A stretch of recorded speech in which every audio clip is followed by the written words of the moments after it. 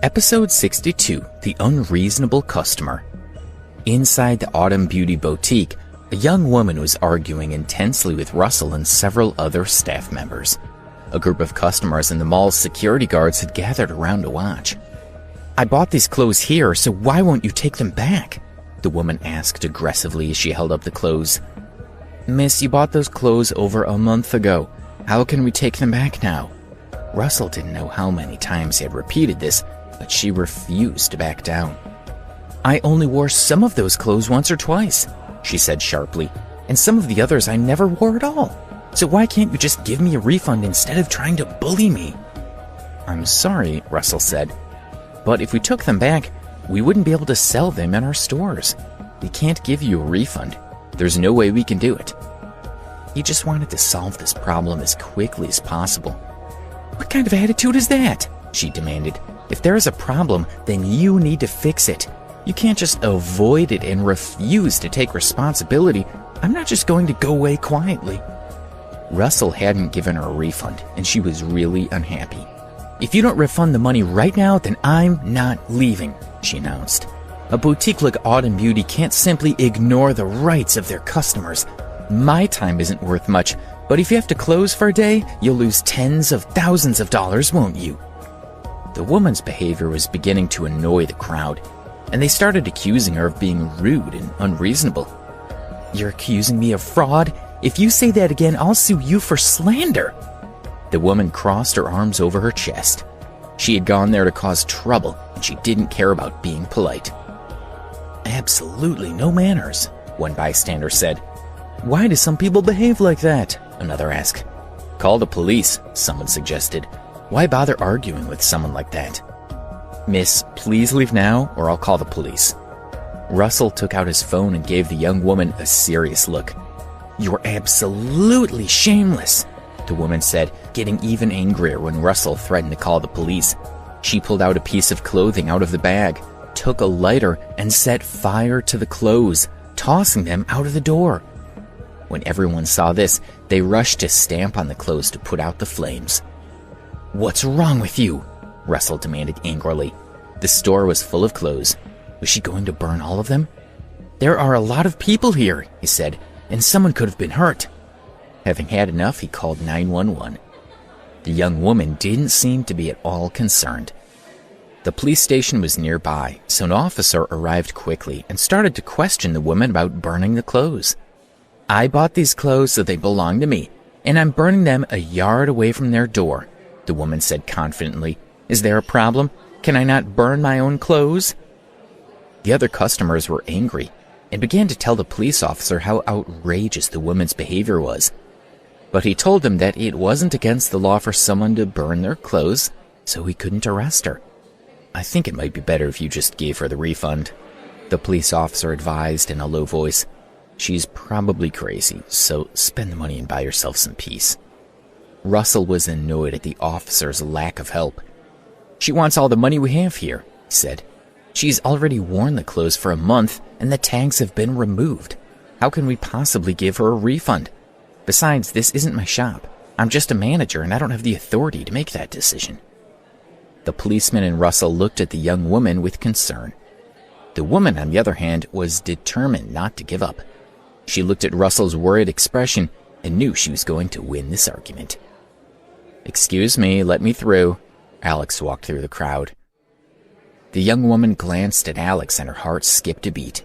She quickly turned around and covered her face with her hands, afraid that Alex would recognize her. "Sir, you're finally here. This is the customer who's causing trouble," Russell said, rushing over to Alex. Alex frowned and looked at the woman. His eyebrows shot up in surprise and he exclaimed, "Kathy!" The unreasonable customer was none other than his ex-girlfriend, Kathy. Kathy slowly turned around. She looked at Alex in surprise, and then looked at Russell and stuttered, "He's your boss?" "Yes, he's our boss," Russell confirmed. She stared at Alex in disbelief. Her mind was spinning, and she couldn't understand what was going on. "You're the boss here?" she muttered, completely stunned. Alex nodded. and she felt that her world had been flipped upside down. "Hello," the police officer said, coming forward. "I think you should simply give her some money, just for the sake of getting some peace and quiet." The onlookers were against the idea. Giving money to someone like Kathy would only make her even more arrogant, and then she would try this again. They didn't believe that Alex would return the money. Businessmen were far too astute to refund clothes that had already been worn for a month. Alex glanced at Kathy, who stood there watching him. He then looked at Russell and said, "Check how much these clothes cost and refund her the full amount." Russell was stunned, as was the crowd. But Alex was the boss, so he had to do what he was told.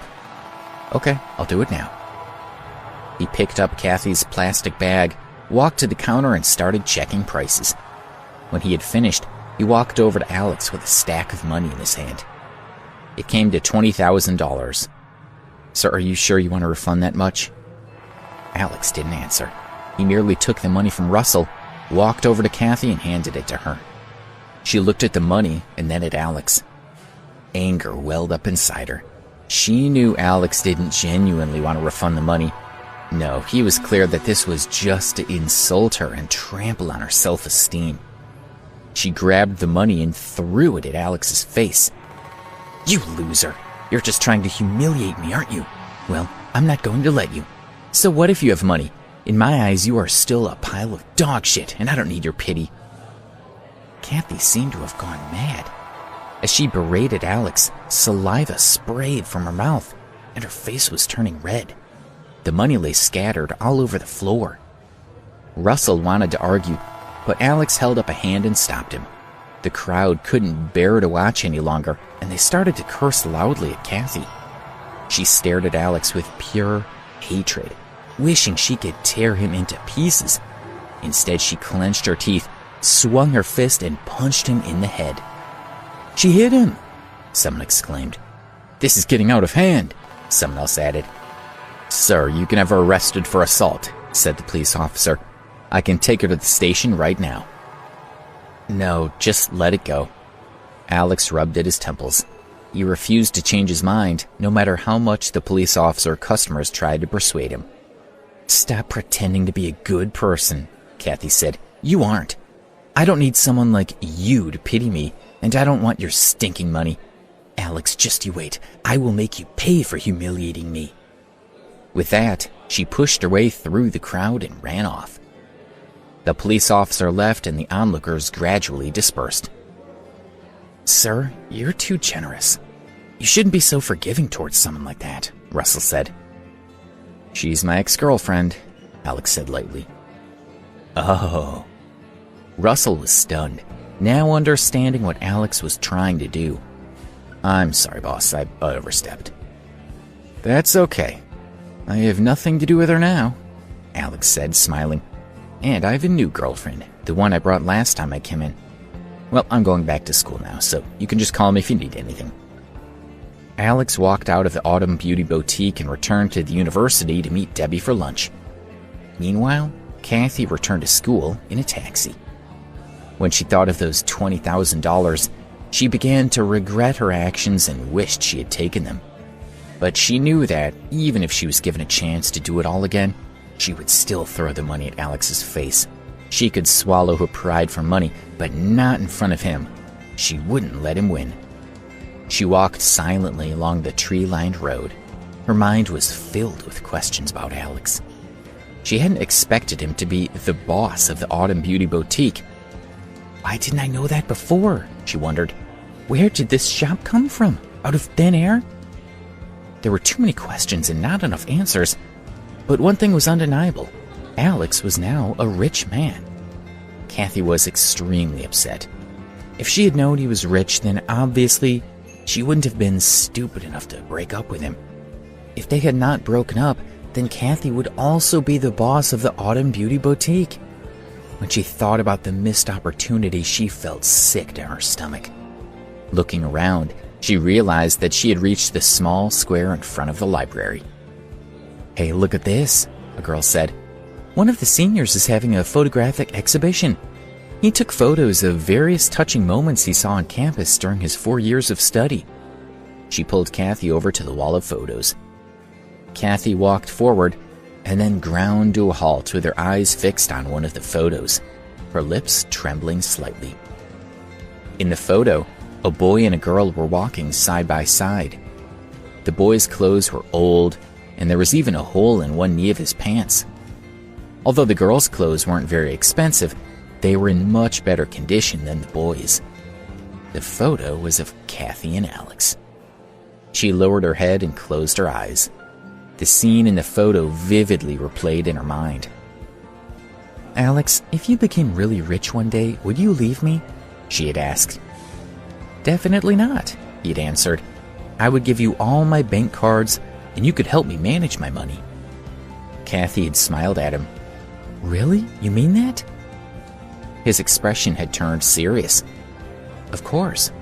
You're the most important person in my life, and I'd do anything to make you happy." Kathy had been so proud. "You're so sweet, but if you want to become rich in this lifetime, you'll have to hurry up. Come on, let's go get some pancakes." She still vividly remembered what Alex had said back then. Who would have thought that when Alex became rich, they would no longer be together? She burst into tears. Looking at the picture, she pulled it down and tore it to pieces. Then she threw the pieces on the ground and ran away.